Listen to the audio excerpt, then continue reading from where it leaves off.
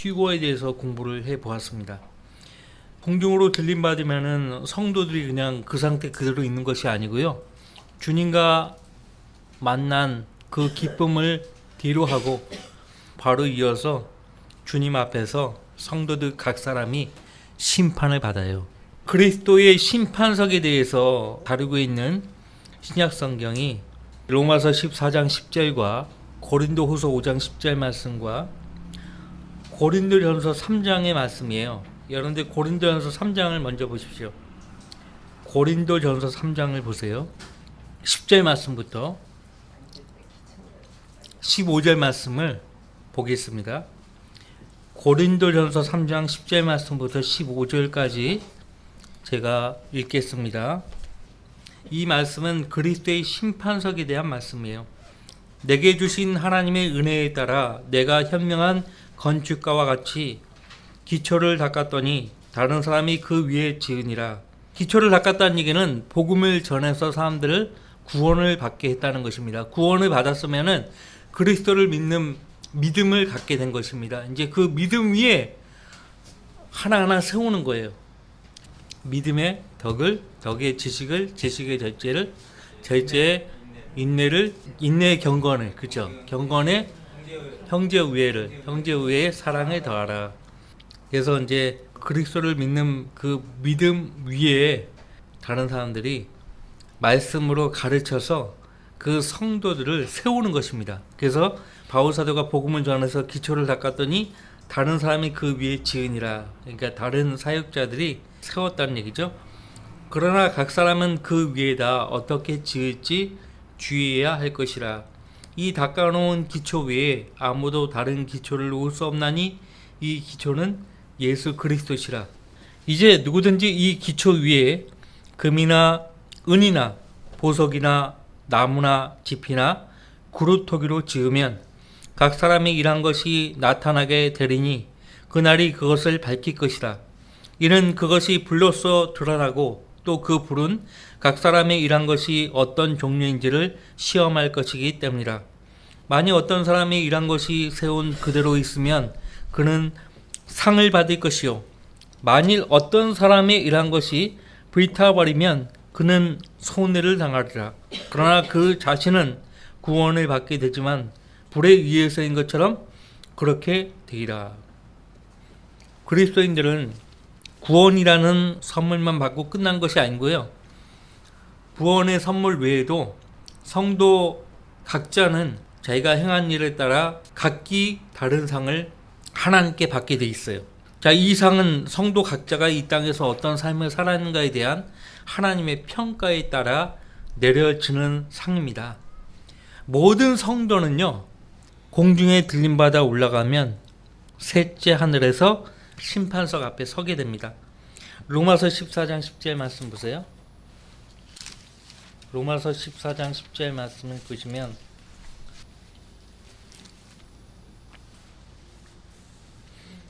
그런데 너는 어찌하여 내 형제를 판단하느냐? 어찌하여 내 형제를 업신여기느냐?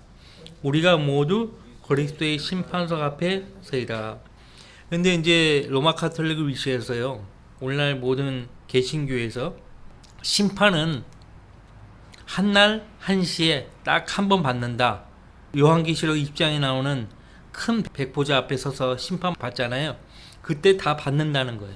구원받지 않은 죄인들도 받고 구원받은 성도들도 그때 다 심판을 받는다는 말이에요. 그래서 이제 그들이 여기 그리스도의 심판석이라는 이 말을 하나님의 심판석으로 바꿨어요.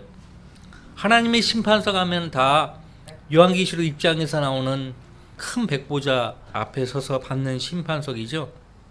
여러분들 구분할 수 있어야 돼요. 그래서 성도 각인이 자기에 대해서 하나님께 직접 설명을 드리는 것이에요. 고린도후서 5장 10절에도 그렇게 말씀하고 있습니다. 그리스도의 심판석은요, 벌을 받기 위한 심판석이 아닙니다. 그리스도인들이 상을 받느냐 놓치느냐를 가늠하는 심판석입니다. 그래서 헬라어 원문에도 이 심판할 때, 그리스도인이 받는 그 심판할 때 그 심판이 헬라어로 베마라고 되어 있는데, 이 베마가 그 유죄 선고를 내리는 재판석이 아니에요. 베마라는 말은 경기장에서 선수들을 심판하는 그 자리를 가리킵니다. 그러니까 경기 심판관이 앉는 높이 올려진 심판석이에요. 그것이 베마예요. 유죄 선고를 내리는 그 재판석이 아닙니다. 규칙대로 올바르게 끝까지 달린 선수에게 상을 주기 위한 자리예요. 이게 달라요. 구분할 수 있어야 돼요. 그래서 그리스도의 심판석은 구원의 여부를 따지는 그런 자리가 아니에요. 구원받지 않은 사람은 그 그리스도의 심판석에 설 수가 없어요. 그런데 그리스도의 심판석에는 책들이 없어요. 그런데 큰 백보자 심판석에는 책들이 놓여져 있고 사람들이 그 책들에 기록된 대로 심판을 받더라라고 되어 있어요. 그리스도의 심판석에는 구원받지 못하고 죽은 사람은 없어요. 근데 백보자 심판석에는 구원받지 못하고 죽은 사람들이 하나님 앞에 심판받기 위해서 섭니다. 그리스도의 심판석은 그리스도께서 이 지구상에서 통치하기 이전에 심판하시지만, 백보자 심판석은 그리스도의 천년 통치가 끝날 때 있게 됩니다. 그리스도의 심판석에서는 아무도 불못에 던져지지 않지만, 백보자 심판석에서는 그 심판의 결과에 따라 사람들이 불못에 던져지는 것이에요. 그리스도의 심판석은요, 상을 얻느냐 놓치느냐 그런 자리예요. 그것을 구분할 수 있어야 돼요. 죄인으로서의 심판은 갈보리 십자가에서 예수님이 우리 대신에 받으신 거예요. 지금 현재 우리가 하나님의 아들들로서 징계를 받잖아요. 또 하나의 심판인데, 지상에서 심판받는 거거든요. 말씀으로 책망받고 징계받고 심판받는 거예요. 하나님의 아들들로서 징계를 받고 심판받는 거예요. 근데 우리가 들림받아 올라가면 종들로 서는 거예요. 종들로. 하나님의 청지기들로 우리 각자가 서는 거예요. 청지기들로서 이 땅에서 하나님을 얼마나 신실하게 잘 섬겼는가에 따라 보상을 받기도 하고 또 손해를 받기도 하는 자리입니다.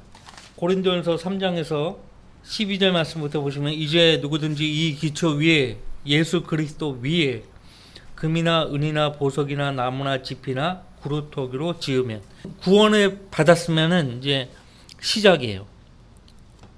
이제 바울 사도가 이제 건물 짓는 걸로 이제 표현을 하고 있어요. 건물을 지어야 돼요.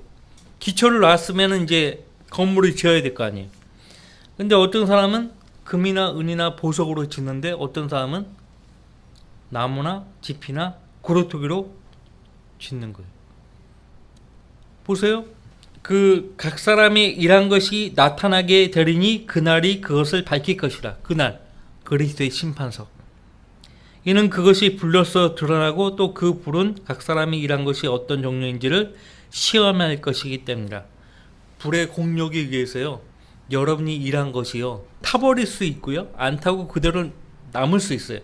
타지 않고 그대로 남아있으면 그 남아있는 그것을 근거로 우리에게 주님이 상을 주시는 거예요. 금, 은, 보석이 나오고요, 나무, 집, 구루토기가 나오죠. 나무와 집, 구루토기는 불에 타버립니다. 재로 남는 거죠. 근데 금, 은, 보석 타지 않고 남아있는 거예요. 언제 어디서 심판받는가 하니까, 교회가 휴거된 뒤에 지상에서는 대환란이 펼쳐져 있고요, 셋째 하늘에서는 그리스도인에 대한 심판, 그러니까 그리스도의 심판석이 있게 되는 거예요. 주 예수 그리스도께서 공중으로 재림하실 때 지상에 살아있는 구원받은 성도들은 단 한 사람의 예의도 없이요, 모두 들림받아서 셋째 하늘로 끌려 올라가게 되는 거예요. 그러니까 휴거 이후에 지상에 있을 그 어떤 이들로 인해서 그리스도인은 고난당하지 않습니다. 대환란 통과하지 않아요. 아무 상관없어요. 우리 성도들과 아무 상관이 없어요. 구원받은 이 시대의 성도들이 심판을 받아요. 우리가 모두, 구원받은 성도는 모두가 예외 없이 모두가 그리스도의 심판석 앞에 서게 됩니다.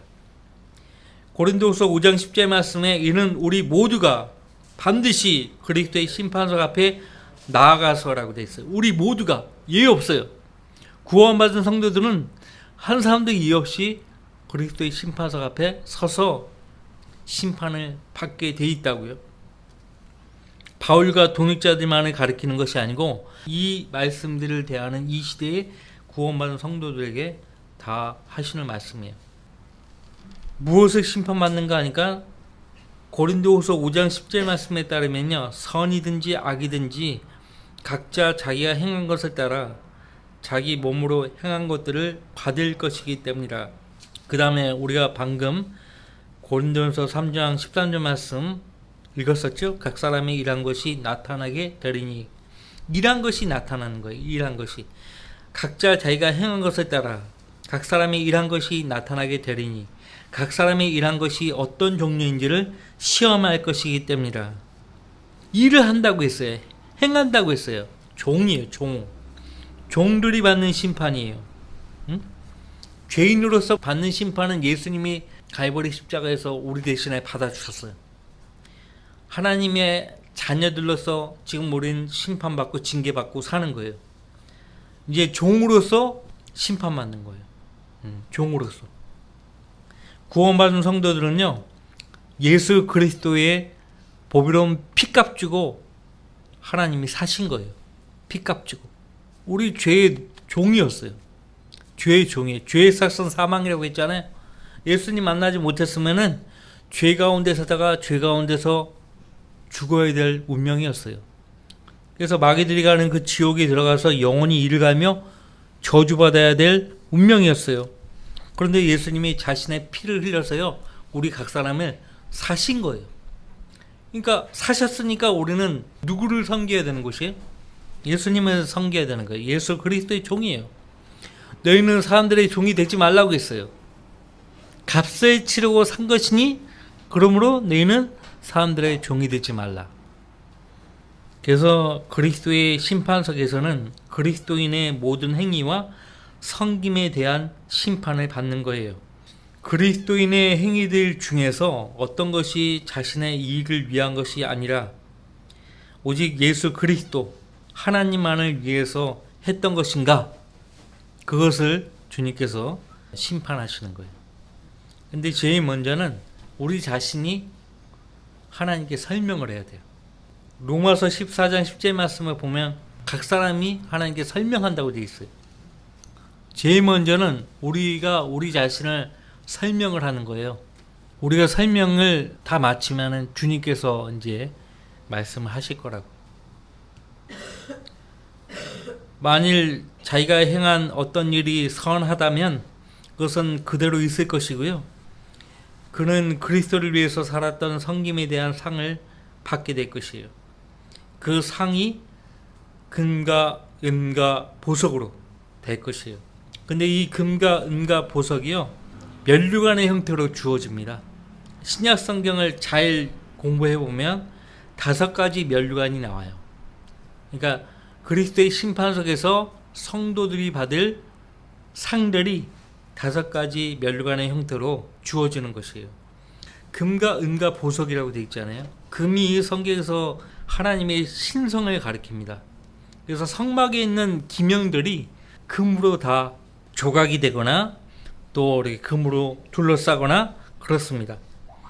그래서 금을 상으로 받는다는 것은 하나님을 자기 삶의 중심에 모시고 매사에 하나님을 최우선적으로 생각을 하면서 하나님을 경배하고 기도하고 그분과 교제를 나누는 성도들이 받을 상을 가리킴을 우리는 성경을 통해서 확인할 수 있어요. 하나님과 관련된 있는 거야. 하나님의 신성, 하나님의 거룩함. 거룩한 하나님을요, 철저로 섬기는 거예요. 그리고 그분을 신실하게 경배하고 그분과 신실하게 교제를 나눴던 성도들은 이 상을 받는 거예요. 자, 두 번째 은이 나오는데 이 은은 성경 보면 구속을 상징합니다. 사람 값을 치를 때 속전으로 사용되었음을 우리가 알 수 있어요. 세켈이라고 되어 있죠. 성전 세켈, 은입니다. 세켈. 은을 상으로 받는다는 것은요, 구원을 받지 못한 죽을 수밖에 없는 죄인들에게 예수 그리스도의 복음을 증거하고 그들로 하여금 예수님을 구주로 영접해서 구원을 받게 하는 거예요. 예수님이 자기 피로 죄인들을 사신 거잖아요. 자기를 몸값으로 주기 위해서 오셨다고 했어요. 마가복음 10장 말씀을 기억하시죠? 주님께서 자기 생명을 몸값으로 주기 위해서 오셨다고 했어요. 죄인들을 사기 위해서요. 구원하기 위해, 구속하기 위해서요. 그래서 속전의 혜택을 받고 그리스도의 피의 구속에 동참케 하는 성도들은 하늘의 은혜를 쌓게 되는 것이에요. 구원의 복음을 신실하게 전해서 사람들을 구원을 받게 해요. 은혜 받는 거예요. 그 다음에요, 보석이죠. 보석. 그런데 사람을 항상 보석에 비유하잖아요. 어떤 귀한 사람을 보석 같은 사람이라고 하잖아요. 그렇죠? 말라기서 3장에서 만군의 주가 말하노니 내가 나의 보석들을 만드는 그 날에, 내가 나의 보석들을 만드는 그 날에 그들이 나의 것이 되리라. 내가 그들을 아껴 두리니 사람이 자기를 섬기는 자기 아들을 아낀같이 하리라. 이 말라기서 3장 17절 말씀은요, 교리적으로는 대환란을 통과한 유대인 성도들을 말씀하는 것입니다. 내가 나의 보석들을 만드는 그날에, 보석을 만들기 위해서는 어떻게 합니까? 쇠공장이가 깎잖아요. 그렇죠? 깎을 때 아프죠. 그래서 대환란, 유대인 성도들은 그 대환란을 통해서요, 바로 잡히는 거예요. 그리스도인들도 시련과 고난과 역경들을 통해서요, 바로 잡히죠. 바로 잡혀요. 교리적으로는 하나님께서 자신의 보석들을 만드는 그날은 대환란입니다. 여기서 말하는 보석들은 교리적으로 환란 유대인 성도들을 가리킵니다. 그러니까 나의 보석들, 그러니까 사람들을 가리키는 거죠. 사람들. 스가랴서 9장에서도 보석이 사람을 가리키고 있다는 것을 우리가 알 수 있는데, 주 그들의 하나님께서 그날에 그의 백성의 양무리처럼 그들을 구원하시리니 이는 그들이 면류관의 보석들처럼 되어 그의 땅에 깃발처럼 들어 올려질 것입니다. 면류관에 뭐가 박혀 있어요? 보석들. 면류관에 금도 은도 이렇게 박혀져 있는 거죠. 근데 어떤 면류관이냐, 구체적으로 이따가 살펴볼 거예요. 5가지 면류관이에요.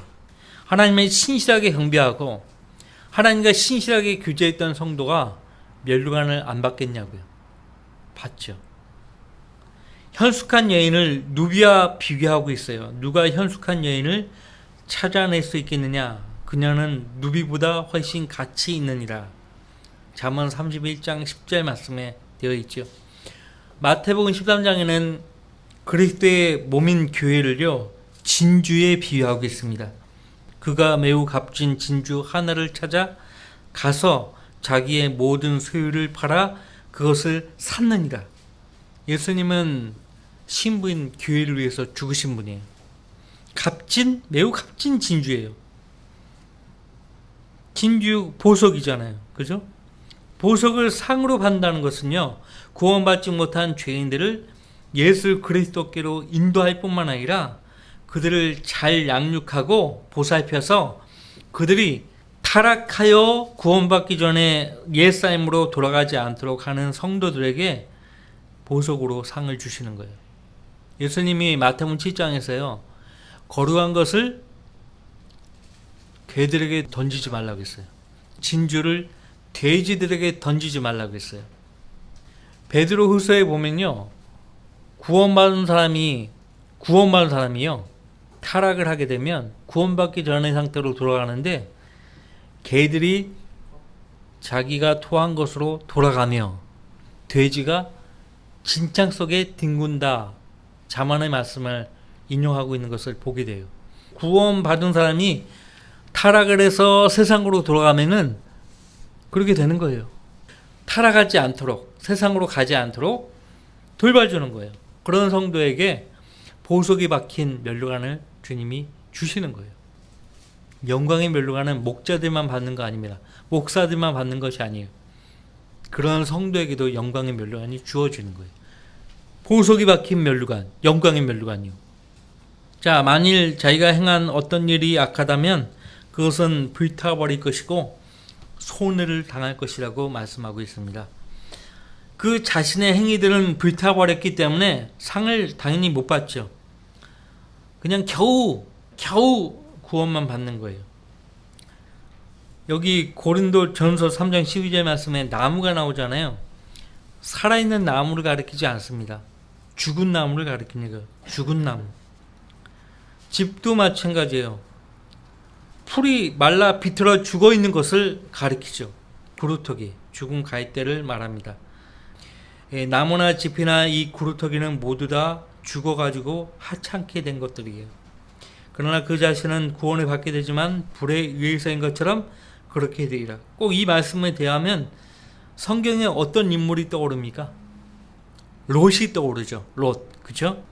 로마 카톨릭은요, 이 고린도서 3장을 가지고요, 연옥이라는 교리를 만들어냈어요.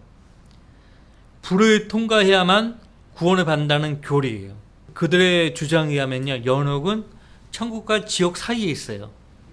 천국과 지옥 사이에 있어서 비록 카톨릭을 통해서 하나님 섬기지 않았다 하더라도 가족 중에 카톨릭을 신실하게 신봉하고 있는 교인이 있으면 그 교인의 섬김을 통해서요, 일단은 지옥에 가지 않고 죽은 사람이 연옥에 임시로 가 있다가 살아있는 카톨릭 교도들의 섬김을 통해서 천국으로 갈 수도 있고, 살아있는 그 카톨릭 교도가 제대로 섬기지 못하면 그 지옥 간다는 것이에요. 근데 그런 그들의 주장을 뒷받침하는 성경 구절 어디에도 나와 있지 않아요.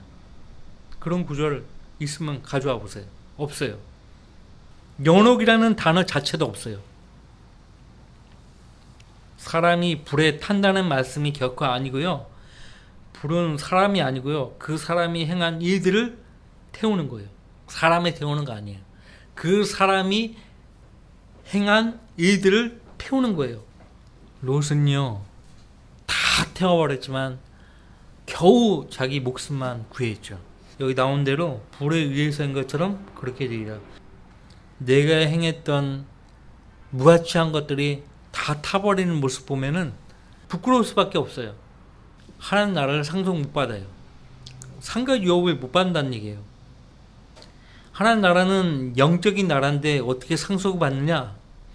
예수님은 천국과 하나님 나라의 왕이에요. 예수님이 임하는 천년왕국 때는, 천국에는 하나님 나라도 동시에 임하는 거예요. 그 두 왕이기 때문에. 그러니까 하나님 나라를 상속받지 못한다는 얘기는 천년왕국에서 그가 받을 유업이 없다는 말이에요. 지옥 간다는 뜻이 아니에요. 자, 그리스도인에 대한 심판은 우리에게 어떤 경고와 교훈을 줍니까? 고린도후서 5장 보세요. 고린도후서 5장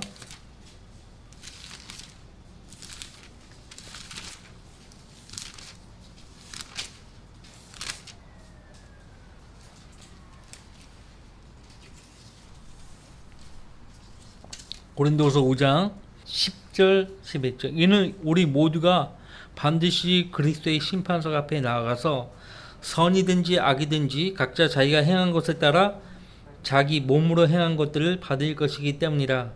그러므로 우리가 주의 두려우심을 알기 때문에, 이 주의 두려우심이요, 영어 킹제임스 성경 본문에 보면 테러라고 돼 있어요. 테러 집단 할 때 테러 있잖아요. 테러범. 공포를 유발하는 거예요. 공포예요, 공포. 그리스도의 심판석 앞에 서는 것은 공포 그 자체라는 얘기예요. 그래서 주의 두려우심을 알기 때문에 사람들에게 권유하노라. 그러나 우리가 하나님께 나타내어졌으며 나는 또 너희 양심에도 나타내어졌으리라고 믿노라. 공포라고요. 우린 조만간 다 빠짐없이 예의 없이 그리스도의 심판석 앞에 선다는 거예요. 그 두려움을 가지고 살라는 것이에요. 사람이 하나님 두려워하는 마음이 없이 산다면요, 그 사람은 타락한 사람이에요. 경각심을 잃어버리면요, 누구나 타락할 수 있어요. 경각심을 잃고 살면 타락하는 거예요. 깨어 살라고, 깨어 기도하라고, 정신을 차리고 깨어 기도하라고 말씀하고 있어요. 경각심을 잃으면 안 돼요. 여러분들 짐승들 보면은 부주의하면 목숨을 잃는 거예요.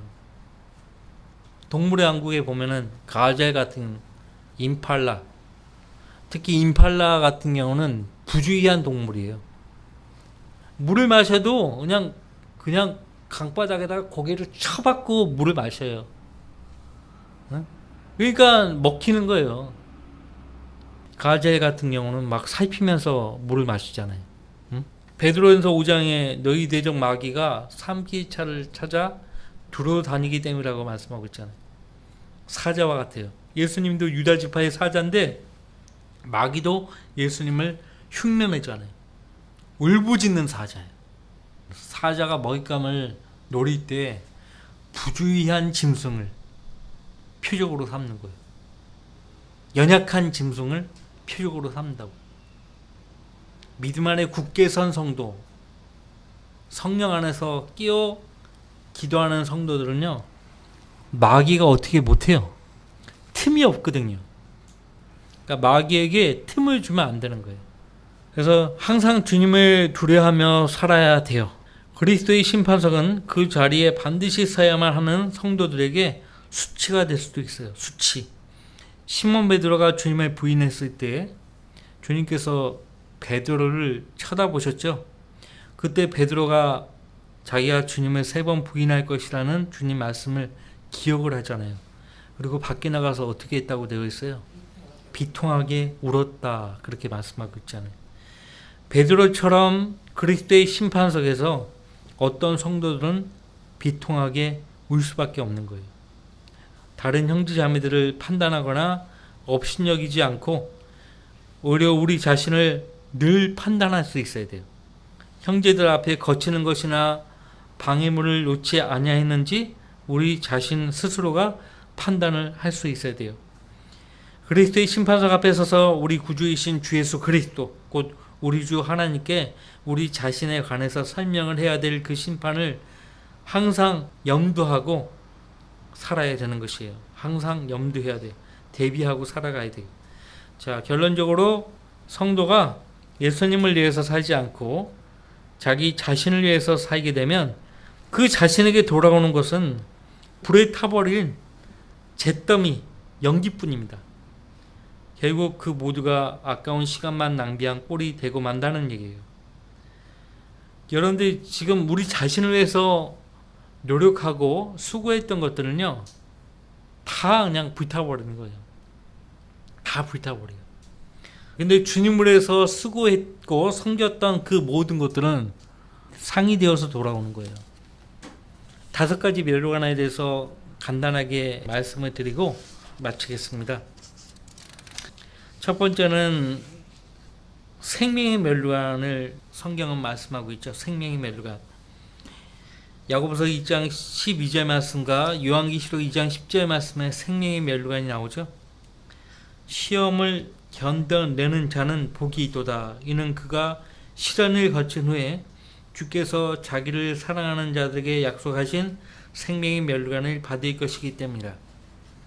고난을 잘 믿음 가운데서 이겨낸 성도들은 생명의 멸류관을 받는 거예요. 그리고 계시록 2장 10절 말씀에 따르면 죽기까지 신실을 하라. 그러면 내가 내게 생명의 멸류관을 주리라. 앞서간 믿음의 선배들처럼 예수님을 부인하지 않고 진리를 부인하지 않다가 목숨을 잃은 성도들은 그리스도의 심판석에서요, 생명의 멸류관을 받는 거예요. 생명을 아낌없이 주님을 위해서 드렸기 때문에 그 성도들에게 생명의 멸류관으로 보상하시는 거예요. 생명의 멸류관은 어떤 성도들이 받는 거예요? 첫 번째, 고난을 믿음 가운데서 잘 견뎌내고 이겨낸 성도들. 두 번째, 순교한 성도들. 목숨을 주님을 위해서, 복음을 위해서 아낌없이 내어준 성도들이 생명의 멸류관을 받는다는 것이에요. 그러니까 시험에 당할 때 기쁨으로 맞이할 수 있어야 돼요. 그 다음에 이제 자랑의 멸류관이에요. 이 자랑의 면류관은 데살로니가전서 2장 19절 20절 말씀에 나오는데, 여러분이 복음을 전해서 그 사람을 주님께 인도했잖아요. 그 인도된 그 사람이요, 조만간 주님 앞에 서는 거예요. 그리고 저 사람이, 저 형제 자매가 나를, 주님을 믿도록 도와주었다고. 그 성도가 여러분이 받을 자랑의 면류관이 되는 거예요. 그 다음에 의의 면류관이에요. 주님의 재림에 사모했던 모든 성도가 받는 상이에요. 이후로는 나를 위하여 의의 면류관이 마련되어 있어 의로운 재판관이신 주께서 그날에 그것을 내게 주실 것이며, 또 나뿐만 아니라 그의 나타나심을 사모하는 모든 사람에게도 주실 것이다. 오늘날 교회 다니는 사람들은 이런 면류관 못 받아요. 택도 없다니까. 목사들은 뭐 하는 거예요? 목사들도 이런 면류관이 있다는 걸 몰라요. 그게 문제라니까요. 뭐 하는 거예요? 교회 놀이 하는 거예요. 응? 나는 목사, 여러분은 성도. 교회 놀이 하는 거예요. 소꿉 놀이 하듯이. 그 다음에 이제 썩지 않은 면류관이 있죠. 썩지 않은 면류관. 승자들이 받는 면류관이에요. 고린도전서 9장 25절로 27절. 자신의 그 욕망 있잖아요. 욕망. 육신의 정욕, 이런 것들을 이기고 극복하는 성도들이 이 썩지 않을 면류관을 받는 거예요. 모든 면류관이 다 썩지 않지만 특히 썩지 않은 면류관이 주어지는 거예요. 썩지 않은 면류관을 위해서 규칙대로 달려가는 성도들이 받는 거예요. 육신의 욕망을 극복하고 세상에 속하지 않고 규칙대로 믿음의 선한 싸움을 싸워왔던 성도들이 받을 상이에요. 그 다음에 영광의 면류관인데요, 하나님이 교회를 감독하라고 세우신 사람들, 양무리의 목자들에게 주님이 오셨을 때 주시는 상입니다. 하지만 구원을 받게 하고 구원받은 사람들이 세상으로 가지 않고 타락하지 않고 주님을 신실하게 섬기도록 도와주었던 성도들도 이 면류관 받는 거예요. 영광의 면류관 받는 거예요. 그러므로 너희 자신을 조심하고 모든 양떼기도 그리하라. 이들을 위하여 성령께서는 너희를 감독자로 세우셨으며 하나님께서 자신의 피로 하신 하나님의 교회를 돌보게 하셨느니라. 사도행전 20장을 잘 보시면 에베소에 있는 장로들을 청해가지고 이 말을 하고 있는 거예요. 장로들이 목사예요. 목사가 교회를 감독하는 감독이에요. 근데 지금 오늘날 교회들은 목사 따로, 장로 따로, 감독 따로, 뭐 하는 짓이에요? 한 사람을 그렇게 말을 하는 거예요. 남편인데 한 아내의 남편이고요, 자식에게는 아버지예요. 부모한테는 아들이죠. 그러니까 한 사람이 역할에 따라 다르게 부르는 거예요. 그러니까 목사인데 장로, 영적인 연장자라고 해서 장로라고 부르는 거고요. 성도들을 감독하는 일을 하기 때문에 감독이라고 불러요.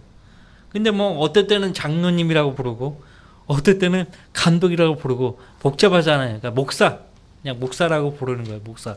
목사는 목자에 대한 현대적 표현입니다. 목자예요, 목자. 원래는 목자인데 페스터, 푸른 초장으로 인도하는 사람, 페스터를 목사라고 하는 거예요. 목자라고 안 하고 목사라고 한다고요.